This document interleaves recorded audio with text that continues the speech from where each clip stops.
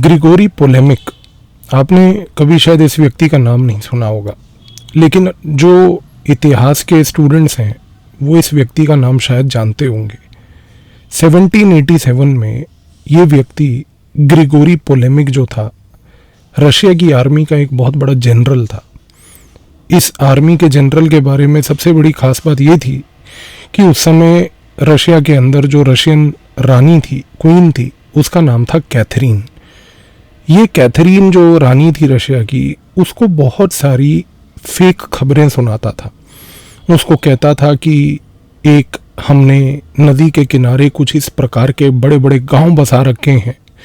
कि उन गांव के अंदर यदि कभी आप आएँ तो आप देखेंगे कि वहाँ पर कितना विकास हो रखा है। लेकिन अगर कोई व्यक्ति उस गांव जाता था तो वो देखता था कि ना तो वहाँ पर कोई गांव है और ना ही वहाँ पर कोई एक विकास है। एक बहुत बड़ा ढोंग, एक बहुत बड़ा फसाड बनाया हुआ था रियलिटी को डिस्टॉर्ट करने का। और इस चीज़ को जितने भी राजनीतिक आर्थिक एक्सपर्ट्स हैं आज इस शब्द का प्रयोग करते हैं ये कह के कि कभी कोई ऐसी परिस्थिति पैदा हो जाए जहां पर राजनीतिक या आर्थिक लेवल पर भी इस प्रकार का एक फसाड रचाया जाए तो उसको कहते हैं पोलेमिक प्रॉब्लम। यानी कि एक ऐसी प्रॉब्लम जहां पर रियलिटी कुछ और है लेकिन दिखाई कुछ और जा रही है, बोली कुछ और जा रही है। भारत की research and analysis wing RNAW जो है आज की डेट में चाइना के बारे में कुछ ऐसी ही इंटेलिजेंस रखती है। चाइना के बारे में नॉलेज वैसे भी भारत की पब्लिक डोमेन में बहुत कम है। मेरा आप लोगों के साथ एक कोशिश रहेगी कि आने वाले समय में मैं आप लोगों के लिए इस चैनल पर चाइना रिलेटेड जो भारत की इंटेलिजेंस चाइना को लेके जानती है उसके बारे में इंफॉर्मेशन शेयर करूं। लेकिन एक चीज़ को पहले समझ लीजिए कि ये कहना गलत नहीं है कि भारत की रिसर्च एंड एनालिसिस विंग ने भारत की सरकार को कई बार ये आश्वासन और भरोसा दिलाया है कि चाइना के साथ एक बहुत बड़ी पोलेमिक प्रॉब्लम है। यानी कि चाइना जो चीज़ दिखाती है, जो चीज़ बोलती है और जो चीज़ शो ऑफ करती है, ऐसा कुछ है नहीं। किस आधार पर यह असेसमेंट किया गया है, आज उस कुछ आधारों के ऊपर चर्चा करने की आवश्यकता है। 1985 में चाइना में जो रूलर था उसका नाम था डेंग जियाओपिंग। डेंग जियाओपिंग के बारे में एक बड़ी इंपॉर्टेंट चीज़ ये है कि उसने जब चाइना की कमान संभाली थी तब उसने चाइना के अंदर एक आर्थिक बदलाव की राजनीति शुरू की थी। इस आर्थिक बदलाव में वो चाइना को कैपिटलिस्ट इकोनॉमी बनाना चाहता था। उसने चाइना की जो आर्मी है उसका बजट भी घटाया और उसने चाइना की जो पीपल्स लिबरेशन आर्मी थी उसको एक बड़ा इम्पोर्टेंट पॉइंट ये बोला कि मैं आपका बजट घटा के आपको सेल्फ सफिशिएंसी के राह पर चलना सिखाना चाहता हूँ। आप सेल्फ सफिशिएंट बनिए, आप अपने चीज़ों को खुद मैनेज कीजिए, सरकार की तरफ से आपको सहयोग नहीं मिलेगा। भारत की रिसर्च एंड एनालिसिस विंग आज एक बात जानती है कि 1985 में 1985 में डेंग जियाओपिंग ने चाइना में उस समय एक बड़ा सीक्रेट डिपार्टमेंट क्रिएट किया था जिसका नाम था जनरल लॉजिस्टिक्स डिपार्टमेंट। ये जो जनरल लॉजिस्टिक्स डिपार्टमेंट है इसके तहत जो डेंग जियाओपिंग था उसने पता है क्या किया, उसने चाइना की आर्मी का सिर्फ बजट ही नहीं घटाया, इसके बाद चाइना की आर्मी को बोला कि बल्कि अब आप अपना जो आपके ट्रूप्स हैं उनको जो मीट का सेवन कराना है, उनको जो खाना गेहूं की रिक्वायरमेंट है, चावल की रिक्वायरमेंट है, उसको भी खुद उगाएं। और तो और भारत को ये भी मालूम चला कि उस समय चाइना के इस जनरल लॉजिस्टिक डिपार्टमेंट ने तो एक ऐसी चीज़ भी करी जो आपको सुन के बड़ी आश्चर्यजनक लगेगी कि इस डिपार्टमेंट ने चाइना की आर्मी को ये तक बोला कि आप बेसिकली ये भी इंश्योर कीजिए कि कुछ ऐसे निजी कामों में अपने आप को व्यस्त कीजिए जिन निजी कामों से, प्राइवेट कामों से आप इनकम जनरेट कर पाएं। इसके बाद 1986 से लेके 1996 तक अगर हम देखें तो चाइना की आर्मी ने, जो पीपल्स लिबरेशन आर्मी थी, उसने अपने पोल्ट्री फार्म लगाए, अपना राइस फील्ड्स लगाए, अपनी यूनिफॉर्म खुद मैन्युफैक्चर करनी चालू करी। और सिर्फ यही नहीं,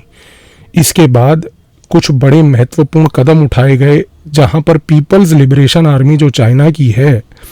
उसने कुछ निजी बिजनेस क्रिएट करे। एक बिजनेस ग्रुप है चाइना में जिसका नाम है पॉली ग्रुप। ये जो पॉली ग्रुप है ये पीपल्स लिबरेशन आर्मी का है। इस पॉली ग्रुप के अंदर डेंग जियाओपिंग की जो बेटी थी वो भी एक डायरेक्टर लेवल की पोजीशन होल्ड करती थी। खेल देखिए कि चाइना की कम्युनिस्ट पार्टी के लोग, चाइना की पीपल्स लिबरेशन आर्मी के लोग दोनों बिजनेस क्रिएट करते हैं। इस बिजनेस को क्रिएट करके चाइना की जो कम्युनिस्ट पार्टी है उसके लोग पीपल्स लिबरेशन आर्मी के बिजनेसेस में आकर स्टेक होल्डर बनते हैं। दोनों की मिली भगत होती है। इसके बाद एक और बड़ा इंपॉर्टेंट बिजनेस क्रिएट किया गया, कोयली कॉरपोरेशन। कोयली कॉरपोरेशन के तहत मिनरल माइनिंग का काम किया गया। और यही नहीं, इसके साथ साथ जिनजिंग ग्रुप और सबसे महत्वपूर्ण चाइना यूनाइटेड एयरलाइंस। जी हाँ, China United Airlines People's Liberation Army की एक प्राइवेट कंपनी है जिसके स्टेक होल्डर्स जितने भी हैं पीपल्स लिबरेशन आर्मी से जुड़े हुए लोग हैं। अब क्या हुआ कि जब ये निजी कामों में पीपल्स लिबरेशन आर्मी के लोगों ने अपने आप को व्यस्त किया, और सोच के देखिए कि एक देश जिसकी आर्मी अपने आप को निजी कामों में व्यस्त करती है तो उसका ऑब्जेक्टिव और उद्देश्य जीवन में बदल जाता है। उसका उद्देश्य ये हो जाता है कि जब वो इन निजी कामों में पड़ती है तो वो बेसिकली जो है प्रॉफिट मेकिंग के एक्टिविटीज़ में आने के बाद प्रॉफिट मेकिंग पे प्रायोरिटी करती है। भारत की research and analysis wing RNAW ने जब धीरे धीरे चाइना में और रिसर्च करी और अपने गतिविधियों के थ्रू कुछ और इंटेलिजेंस गैदर करी तो हमें बड़ी और 2-3 महत्वपूर्ण चीज़ें मालूम चली। हमें मालूम चला कि ये जो एक चाइना में आर्किटेक्चर बना, इस आर्किटेक्चर के जो बेनिफिशियरीज थे वो पीपल्स लिबरेशन आर्मी और चाइना की कम्युनिस्ट पार्टी दोनों थे। क्यों? क्योंकि चीज़ को समझिए, जब पीपल्स लिबरेशन आर्मी के लोगों ने निजी कामों में दखल अंदाजी शुरू कर दी, निजी कंपनियां बनाकर उन कंपनियों के तहत प्रॉफिट मेकिंग चालू कर दी, तो उनका अब ऑब्जेक्टिव सिर्फ ये हो गया कि पीपल्स लिबरेशन आर्मी को ज्वाइन करो एज एन अधिकारी, और अधिकारी ज्वाइन करके जूनियर लेवल से ही इन कामों में व्यस्त हो जाओ, ताकि धीरे धीरे करते करते जब आप पीपल्स लिबरेशन आर्मी के senior ranks, brigadier, major general, lieutenant general के रैंक तक पहुंचो, तब तक आप एक पूरा business empire People's Liberation Army में रहते हुए क्रिएट कर लो। और जब ये व्यक्ति सीनियर लेवल तक पहुंचते हैं उस समय उस पूरे पीपल्स लिबरेशन आर्मी के जो ऑर्गेनाइजेशन है, उस ऑर्गेनाइजेशन के अंदर जितने भी मध्यम और जूनियर लेवल अधिकारी होते हैं उनको भी ये इन निजी कामों में लगाते हैं। चीज़ को समझिए दोस्तों, भारत की रिसर्च एंड एनालिसिस विंग आज की डेट में ये बात जानती है कि पीपल्स लिबरेशन आर्मी के जो जूनियर और मध्य लेवल पे जो लोग हैं वो आज की डेट में prostitution, gambling, construction, illegal drug trade, currency exchange, ये सब कार्यों में अपने आप को व्यस्त रखते हैं। सीनियर लेवल के जितने लोग हैं वो आज की डेट में China United Airlines, Xinxing corporation, Poly group, इन टाइप की बड़ी बड़ी संगठनों में अपने आप को व्यस्त रखते हैं। और इससे अब आप कहेंगे कि चाइना की कम्युनिस्ट पार्टी के ऊपर कोई आंच नहीं आई। समझिए खेल को यहाँ पर एक और चीज़ को, कि जब चाइना की कम्युनिस्ट पार्टी ने देखा कि आर्मी तो एक प्राइवेट एंटरप्राइज है पूरे चाइना में, तो उस समय आर्मी के ऊपर शिकंजा कसा जा सकता था। लेकिन दोनों में एक अंडरस्टैंडिंग बैठी। चाइना की पीपल्स लिबरेशन आर्मी ने कम्युनिस्ट पार्टी ऑफ चाइना को ये बात समझाई कि सुनिए, अगर आप चाहते हैं कि हम करप्शन करते रहें, हमारी करप्शन पे कोई आंच ना आने दें, इस करप्शन का पैसा आपको भी देंगे। दूसरा, चाइना की कम्युनिस्ट पार्टी ने बोला कि ठीक है, करप्शन में तो भाग हम लेंगे ही लेंगे, लेकिन चाइना की जो सोसाइटी है उस सोसाइटी के ऊपर सर्वेलेंस करना, उस सोसाइटी के ऊपर पकड़ बनाए रखना, इस कार्य में आप हमारी मदद कीजिए। तो दोस्तों, भारत की रॉ आज की डेट में चाइना के बारे में ये बड़ी एक इम्पॉर्टेंट पीस ऑफ इंफॉर्मेशन को समझती है कि चाइना की पूरी सोसाइटी में, और आप भी इसको समझिए कि जो चाइना के लोग हैं उन लोगों के ऊपर जो मास सर्वेलेंस है और सप्रेशन है, इसको करने के लिए आज चाइना की कम्युनिस्ट पार्टी और चाइना की पीपल्स लिबरेशन आर्मी एक दूसरे के साथ बैलेंस बना के पहली बात तो ये काम करती है। दूसरी सबसे बड़ी बात, क्योंकि चाइना की Communist Party People's Liberation Army के करप्शन में सहयोग देती है, तो पीपल्स लिबरेशन आर्मी के लोग जो है करप्शन करके चाइना की कम्युनिस्ट पार्टी को भी पैसा देते हैं। और क्योंकि आज की डेट में ये करप्शन एक प्रकार से एंडेमिक हो गई है, ऑर्गेनाइजेशनल लेवल पर पूरी डूब चुकी है, इसका एक खमियाजा भारत की रॉ ने एक और समझा है, और वो ये है कि जब ये चाइना के पीपल्स लिबरेशन आर्मी के लोग जो उसके अधिकारी हैं, जब ये चाइना की पीपल्स लिबरेशन आर्मी के सीनियर रैंक्स पर पहुंचते हैं तो उस समय इनके पास बड़ी गंभीर रिस्पॉन्सिबिलिटीज़ होती हैं। उस समय इनके पास रिस्पॉन्सिबिलिटी होती है कि चाइना अपने यहाँ पर डोमेस्टिक लेवल पर जो है नेवल प्लेटफॉर्म्स को बनाए, एयरक्राफ्ट कैरियर्स को बनाए, रेडार्स को बनाए, मिसाइल्स को बनाए। भारत की रॉ ये जानती है कि होता क्या है कि जब चाइना की पीपल्स लिबरेशन आर्मी के बड़े वरिष्ठ लोग, सीनियर अधिकारी जब इस पोजीशन पे होते हैं कि उनको ये रिस्पॉन्सिबिलिटी दी जाती है कि अब आप इस प्रकार के आर्मी के मॉडर्नाइजेशन के लिए काम कीजिए, तो ये मॉडर्नाइजेशन के कॉन्ट्रैक्ट्स को आउटसोर्स उन्हीं कंपनियों को करते हैं चाइना में जिन कंपनियों में इन्हीं के बच्चे, रिश्तेदार या दोस्त इन्वॉल्व होते हैं। तो आज की डेट में चाइना के अंदर जितना भी प्लेटफॉर्म्स क्रिएट हो रहे हैं आर्म्ड फोर्सेस के लेवल पर, चाहे वो प्लेटफॉर्म्स क्रिएट हो रहे हों नेवी के, चाहे वो एयरक्राफ्ट कैरियर्स के हों, चाहे वो चाइना के मिसाइल्स हों, चाहे वो रेडार्स हों, चाहे वो किसी भी प्रकार का फाइटर इंजन का इक्विपमेंट हो, ये सारी चीज़ें जो मैन्युफैक्चर हो रही हैं, ये ऑर्डर्स, कॉन्ट्रैक्ट्स दिए जा रहे हैं चुनिंदा लोगों को जो अपने ही रिलेटिव्स और दोस्तों में हैं। इससे क्या हो रहा है कि क्वालिटी कॉम्प्रोमाइज़ हो रही है। क्वालिटी कॉम्प्रोमाइज़ होने के साथ साथ सबसे बड़ी बात क्या है कि किकबैक यानी कि करप्शन दोनों तरफ से हो रहा है। कॉन्ट्रैक्ट देने के टाइम पे फैमिली वाले को करप्शन, फैमिली वाला जब आपका प्रोजेक्ट ले लेगा तो वापस से अपने ही सीनियर अधिकारी को करप्शन। इससे रॉ आज की डेट में दोस्तों एक चीज समझ चुकी है कि जब हम चाइना की पूरी परिस्थिति को देखते हैं तो भारत की रॉ ने भारत के प्रधानमंत्री को कई बार ये बात बोली है और समझाई है कि चाइना को लेके एक बहुत बड़ी पोलेमिक प्रॉब्लम है, जिसके बारे में मैंने वीडियो की शुरुआत में चर्चा की थी कि चाइना आज की डेट में अपने आप को पोर्ट्रे तो करता है कि भाई मैं एक विश्व की इमर्जिंग सबसे बड़ी शक्ति हूँ, आने वाले समय में मेरे पास ऐसा मिलिट्री इक्विपमेंट बनने जा रहा है जो यूएस को बीट कर देगा, बाकी सबको बीट कर देगा। लेकिन भारत की रॉ ये जानती है कि जिस लेवल की करप्शन, जिस लेवल का understanding Communist Party of China People's Liberation Army और साथ में ये जो मैन्युफैक्चरर्स एंड डिफेंस के जिसको मैनेज करते हैं पीपल्स लिबरेशन ऑफ आर्मी के ही लोग अपने रिश्तेदारों के थ्रू, इन सब चीज़ों का जो नेक्सस भारत की रॉ ने एक्सपोज करके समझा हुआ है, उसके तहत वो ये समझ चुके हैं कि पहली बात, चाइना की पीपल्स लिबरेशन आर्मी के पास आज की डेट में जो उनकी परिस्थिति है वो ये है कि जितने भी आला अधिकारी, सीनियर अधिकारी हैं चाइना की आर्म्ड फोर्सेस के, आर्मी, नेवी, एयरफोर्स के, उनके पास किसी भी प्रकार की कोई वॉर फाइटिंग कैपेबिलिटी बची नहीं है। और उसके दो बड़े रीज़न हैं, क्योंकि ये सारे के सारे सीनियर लेवल के लोग, इनका सिर्फ पहला इंटरेस्ट ये है कि हमारा बिजनेस जिसमें हमने इन्वेस्ट किया हुआ है वो सक्षम रहे। इनका दूसरा इंटरेस्ट ये है कि इस बिजनेस के थ्रू जो हमने अदर बिजनेसेस इलीगल लेवल पर कर रखे हैं, प्रोस्टिट्यूशन से लेके, गैम्बलिंग से लेके, ड्रग ट्रैफिकिंग से लेके, मनी लॉन्ड्रिंग से लेके, और सबसे बड़ी बात,